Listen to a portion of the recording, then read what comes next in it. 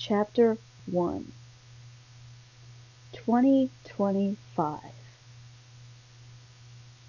Life hasn't quite felt normal since 2019 for the majority of humans. Some may argue that it started even before then. With each year since, it only seems that the chaos and the absurdity among us all grows. We can't seem to identify one mere problem. It seems to be everything. It seems that the functionality of everything is simply breaking down. Some might like to call 2025 the year of chaos. While this is true, to take it a step further, I like to call this the age of pure consequence. I think that what we are perceiving and experiencing as harsh realities, unbridled chaos, unpleasantness, or undesirable inconvenience at any given moment are actually our own self-generated karmic agents. The agents that have been linked to individual, personal choice over the span of multiple human generations, if we can fathom this. The one thing that sets myself apart from my own earthly lineage in terms of people is my ability to feel these concepts magnified. Think about them, meditate on them, and at times predict or explain the patterns and similarities inside of them. Being an Aquarius, we are considered to be an astrological bearer of karma itself. It is believed that this is due to Aquarius' innate interest and connection to the collective state of humanity. Though we are personified as antisocial, self-consumed, strange loners, I believe we come across to others that way, because we spend the majority of our time mentally leveling and bargaining with surviving the injustices of our current social institutions and structures. There are many reasons why I believe, right at this very moment, we are all living in a concentration of deep, heavy, material, human karma. And it's not good karma. I believe that humans all across the globe, all across the world, have manifested this in mass. They have created this together.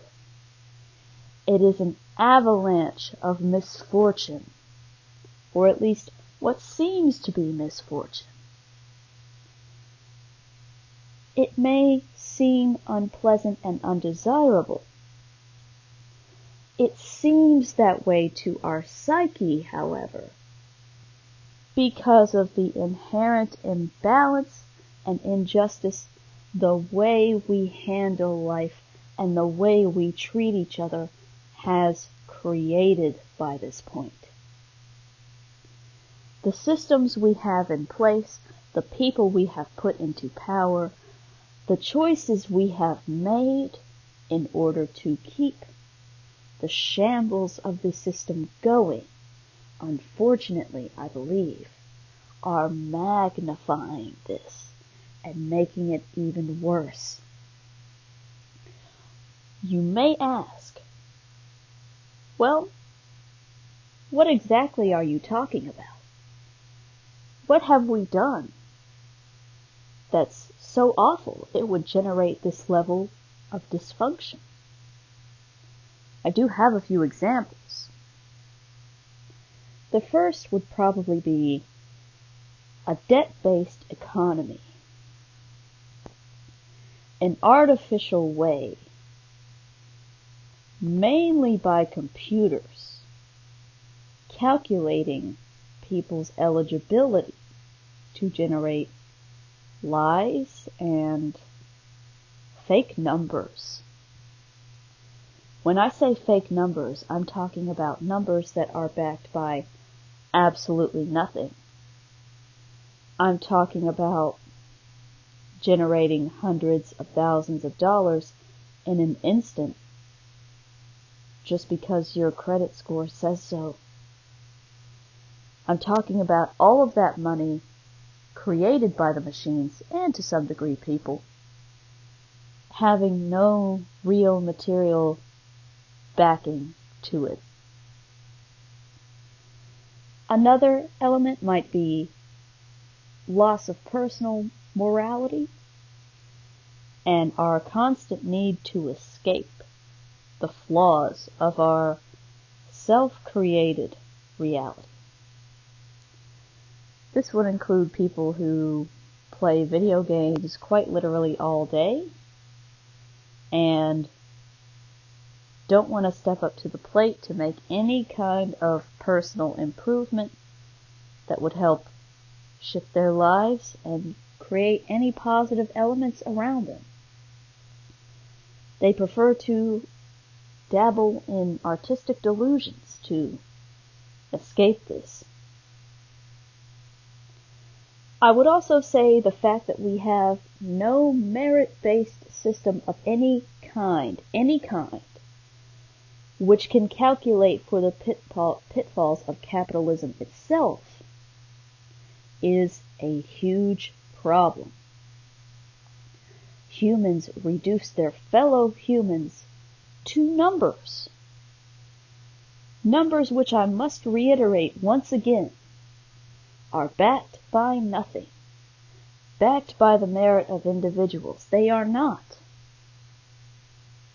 The numbers over time perpetually increase, while the actual quality of the material that exists or is manufactured stays the same or declines. Above all of this, perhaps our greatest crime is having no belief or no awareness of our divine soul energy on an individual or shared level. We have no awareness, or in many cases, no willingness at all to consider the idea that mystic forces beyond ourselves may be at play. We can't fathom the idea that we don't have direct control over everything. Therefore, we force ourselves into an unspoken war of the material among one another. This war of the material, which seems ceaseless and never-ending, poisons our natural environments with toxins and garbage. Our constant consumption can never be satisfied. We neglect the core of ourselves, and thus our fellow man and animal next to us. We take lives that do not belong to us. We eat flesh to satiate the most temporary of appetites. We abuse the environment around us, and we make it artificial. We poison it. We take what is not ours, and we inflict so much unnecessary pain on others. We glorify the staged, rigged schemes of mankind that seem to bring us such a wonderful lifestyle. We praise this all over the natural miracles of the organic world itself, that if left alone, or simply maintained a little bit, grow with almost no effort. All the conditions I have just stated drive humanity into operation of a parasitic nature, and we cannot escape this. Because we choose to live like this and commit these unspoken crimes against one another and everything, we eat ourselves, we eat each other, and we consume the world around us rudderlessly. We are the destruction. We are the problem. We attempt at times to keep track or deem appropriate such deeds as these with abstract concepts like money power, time or age or education level, fancy certifications or degrees. Sometimes we limit these ideals to what your gender or social status are, or any other system-generated title you can think of. We believe it's okay to do all of this to each other. We believe it's okay to eat from this pot. Because, well, we're entitled to do so, right? These concepts, however, that are inherently rooted into a false system that permits evil, even debatably on small levels, compared to the laws of nature itself, I truly believe, can only produce rotten growth. It can only destroy us. It can only hold us back from true evolution due to this lack of self-perception in us as individuals and in us as we are together. At the very best, it can only flounder into collapse. It can only be unlasting because it is unsustainable to constantly manage the necessitated and repeated artificial conditions that we lie to each other about, and we promise that we can create, but we cannot, because many elements of these things here are inherently dishonest in terms of the quality of a human action for anybody or for all of us. It is dishonest. It is gross. It is thieving. It is grifting. We steal from each other, and we steal from what was naturally provided to us by a higher source. And yes, perhaps we should also try to work on pondering the possibility of a higher purpose that exists beyond the walls of our bedroom.